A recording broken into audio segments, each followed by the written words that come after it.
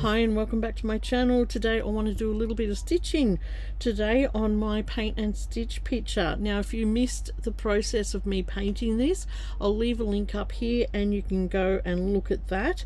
And today now it's all dry and everything, I've had a little break from it just to think about how I want to decorate it. I want to start stitching.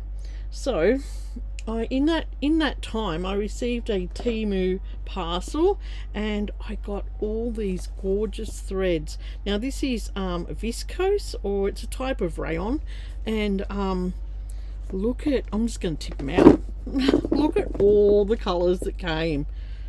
They are gorgeous, absolutely gorgeous. They're all that shiny, yummy thread. So I want to pick out a few reds out of here today, and we'll concentrate on that. And I'll just throw them all back in there because I had them all in there really nice, but I don't know whether I'll leave them in that container. I might put them in something else yet. And I've got a hoop here, and I'll just put my work on the hoop.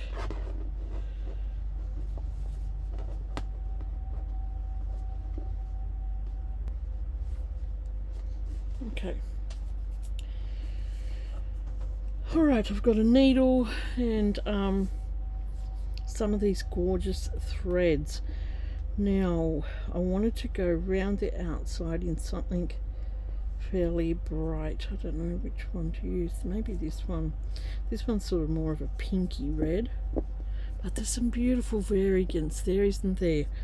These are just really pretty threads. I hope they work well because I've had my eye on them for a while, and you know how Temu brings up discounts and all that sort of stuff. Well, they ended up this one ended up popping up in my thing, and I got the whole lot for just $6, which is just insane. So, but they change their prices all the time and have specials on things, so I think that was a good buy. Alright, I'm gonna get some thread off and we'll see how this is to work with. It's probably going to be a tad slippery because it's a shiny thread. I think it's a 3-ply.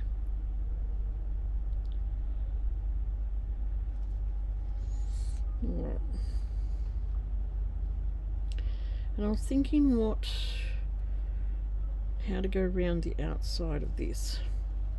Right, let's move you to the side, you threads. Might have to get a little bit of sticky tape on them to stop them from unraveling. And I might start about here because I want to change the colour down here to a bit darker.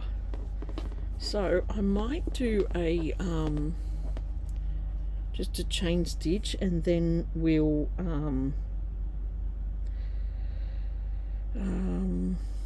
whip it, because I wanted it to have just a little bit of substance, the edge of it.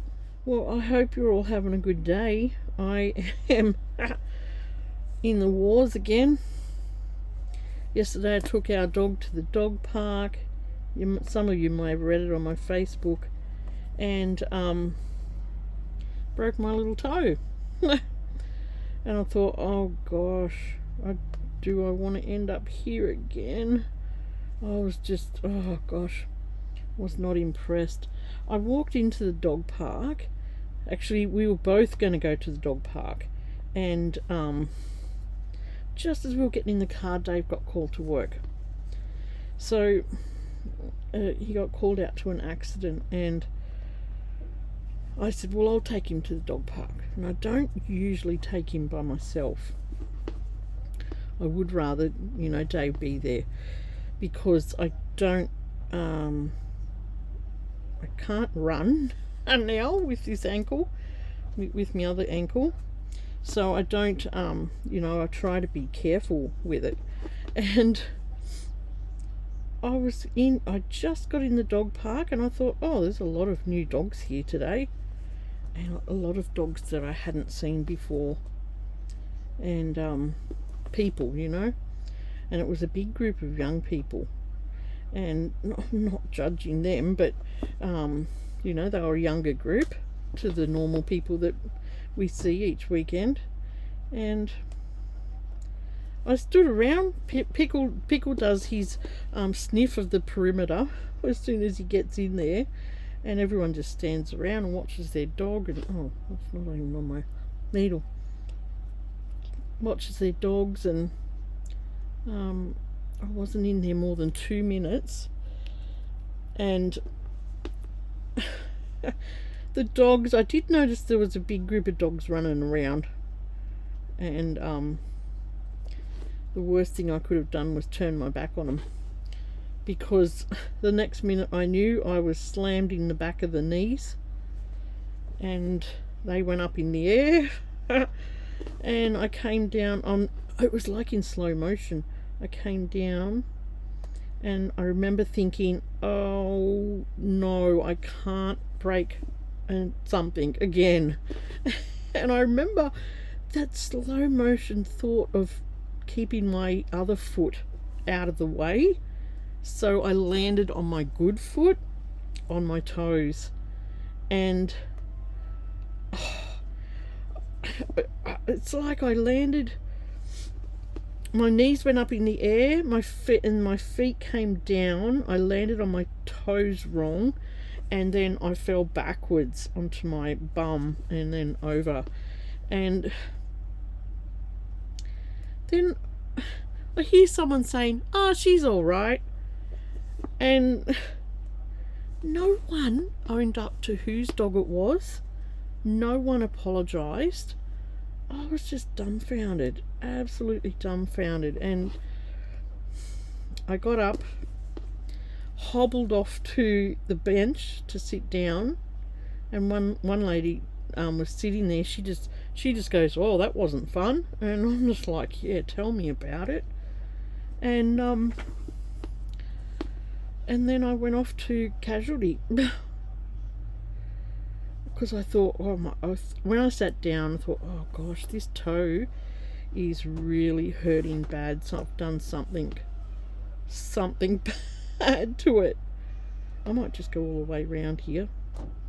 And so I sat in casualty for the next probably 3 hours, waiting to get seen to, have x-rays, and yeah, she comes out and she said, well, you've definitely broken your toe.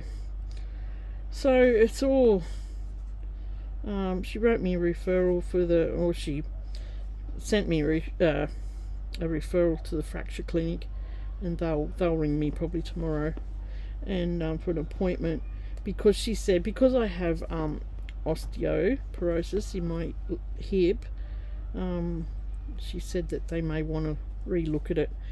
So it's not what I wanted at all.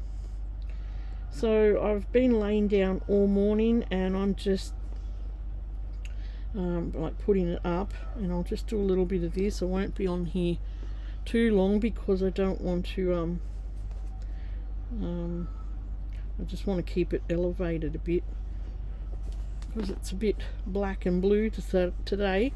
They strapped my 2 toes together. That's all they can do for broken toes, strap them together. But it's broken right down at the base of the toe, and yeah, it's not good at all.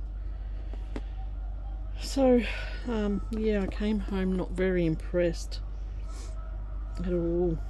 I rang Dave and I said, I'm at the hospital. He's like, what? I said, yeah, got knocked over at the dog park. And you know, there's not a whole lot you can do, because I think you enter into those places at your own risk, because people let their dogs off to run in there. I mean, it would be different if it was out of the dog park, but in the dog park, that's what they do in there. They run around, and I will definitely not be turning my back on them next time. Dave just said, "You're not going in there." You're not going in there. I'll take him in next time. Yeah, but it was a different crowd in there. You know, the normal crowd don't get that rowdy, but the force of this dog, I didn't even see the dog. Don't know what sort of dog it was. It was obviously a big dog, or a couple of big dogs that ran into me, and just bowled me over, up in the air and over. Crazy, absolutely crazy. So yeah, I'm gonna have to nurse that for a while now. The local hospital said they didn't have a boot. She said, "I'd like to see you wear a boot, and just for some support, because I've got osteo, while it gets better." So, oh gosh, what have I done here? So I have to wait now to, oh gosh, look what I've done. Oh, how am I going to fix that? Actually, I'm just going to cut it, because I won't use all that edge fabric. I'm just going to cut it. Yeah, so I have to wait for the fracture clinic appointment, and they'll re-look at it and see if I need some extra support while it gets better. What a pain. What a pain. Yeah. It just gave me instant anxiety, but because I just all the recovery I had on my ankle, I had like a year and a half before I could even do anything normal on it, and that just, yeah, gave me instant anxiety. So I'm not very impressed at all. Alright, I'm going to add a little bit of darker thread here. I'll end up with arthritis in it. I've got arthritis in my broken ankle side. Luckily, well, it wasn't the same side as my the ankle that I broke. It was the other side. Like I said, I was just, the only thought in my head was to protect that ankle, and the only other foot was the other one to come down on. So yeah, right, I'm going to bring that up and whip it, and just put a little bit of darker colour in there.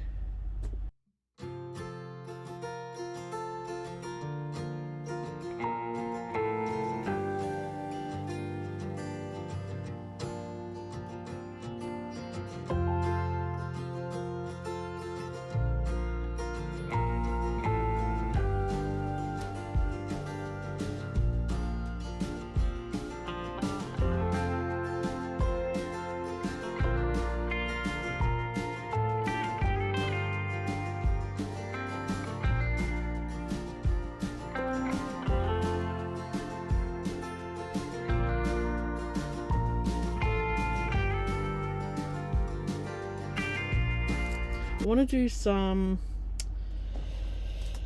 bullion stitches and put a few little sequins on. Now I thought this pattern would really lend itself to doing bullion stitches on these little sections here. Right, I'm going to come up at the base of one of these, and then bring my needle up, and then I wanted to put a little sequin on. I was just going to see how these looked doing this, so I'll just put a few there, and I want to put a little sequin on. It's going to be a bit tricky, but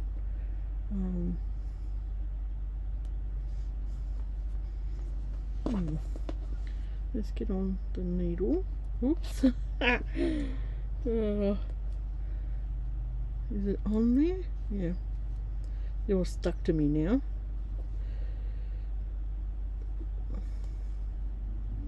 Come on, get on. Okay, I've got a sequin on there. And then I'm going to do the wraps. So I might do 1, 2, 3, 6, 7, 8, 9, 10. Is that 10? So I did about 15 wraps then. And then let's see how that looks.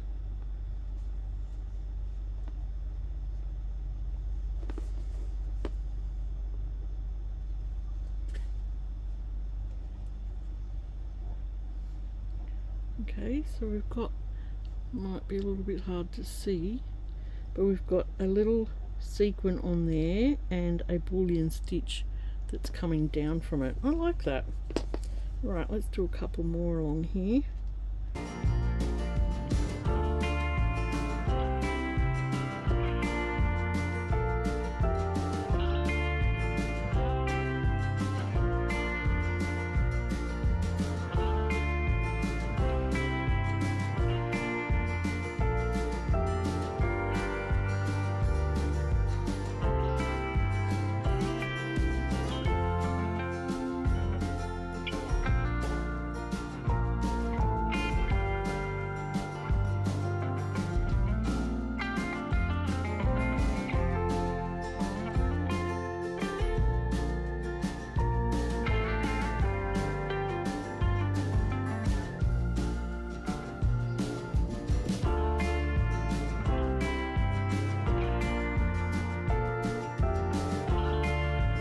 I like that. Something different.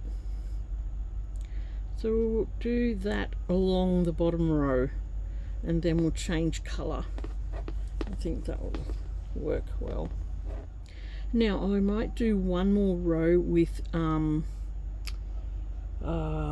sequins on it.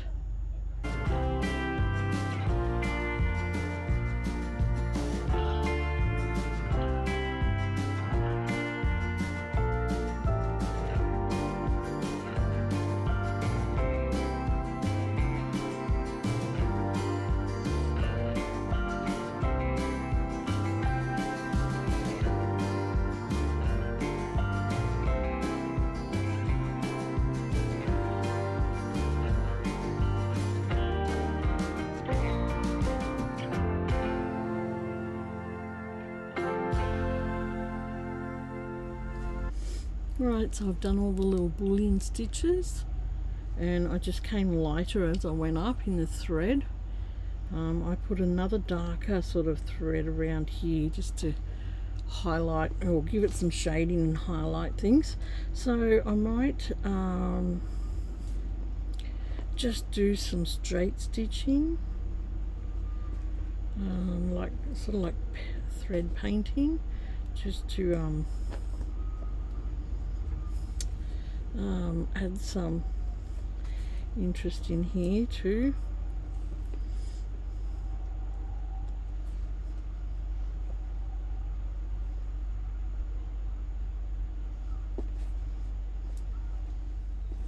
Alright, so I've put some little straight stitches in, just in the appropriate colour spaces here from light to dark, and I like that. I didn't want to go overboard. I still wanted to see that background. So I haven't finished off here because I had the dark thread on, and then I want to bring it up and just put some stitches in these petals as well.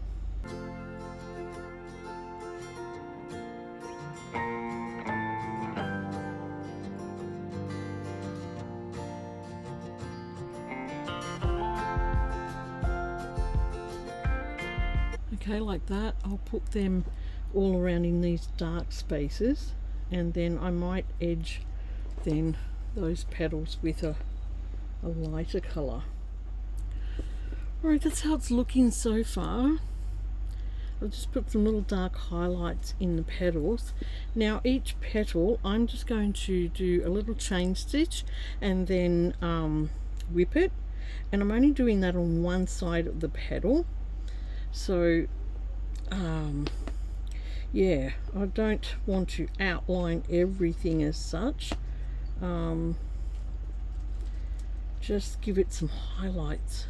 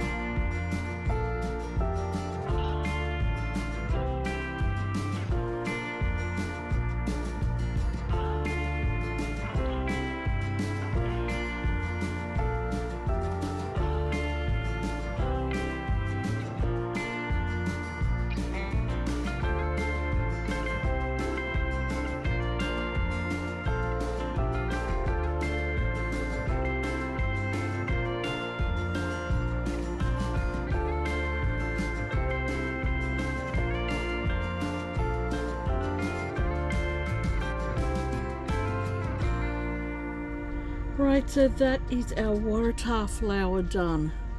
I really like how that's come up. So I've just put the chain stitch around the edge, whipped it. I've chain stitched one side of the petals and then whipped it, and then just did a little back stitch on the other, so it doesn't look too thick like the like this surrounding area. I love the addition of the sequins in here. They give it a little sparkle. And that is my Waratah flower. Now I'll come back and do the other two flowers in another video in the greenery, because I can't sit up anymore. My foot's just starting to hurt, and I'll come back and I'll show you some more in another video. Alright, I hope you've enjoyed watching this. If you're new here, this is my paint and stitch. Yeah, this is stitch part of it, and this is an Australian wildflower spray, and using the Inktense colour blocks that I painted, and then doing some thread work with these gorgeous threads I got. Aren't they pretty?